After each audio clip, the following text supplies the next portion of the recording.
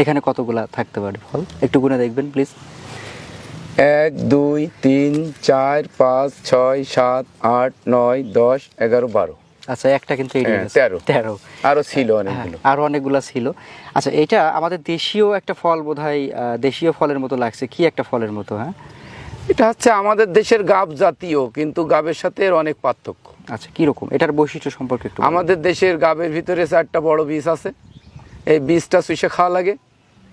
আর এর ভিতরে সবগুলোতে বিচি নেই, দুটো একটা আছে, এর পরিপূর্ণ খোসা টোসা সবই ভক্ষণযোগ্য। আচ্ছা, এই ফলের বৈশিষ্ট্য সম্পর্কে একটু বলেন। আমরা জেনেছি যে হচ্ছে জাপানের জাতীয় ফল পার্সিমন, খুবই সুমিষ্ট এবং রসালো। আমরা এখানে কেমন পাচ্ছি? হ্যাঁ, এটা সুমিষ্ট এবং রসালো, এটা আয়রনে ভরা। এর আয়রন আছে, তাই এর ভিতরে একটু কষ ভাব আছে। আচ্ছা, এবং এই কষ ভাবটাই আসলে তার বৈশিষ্ট্য। এবং সে যে পারমাণবিক বোমার আঘাত সহ্য করতে পেরেছে, তার আয়রন লাইনটা ভালো আছে বলেই।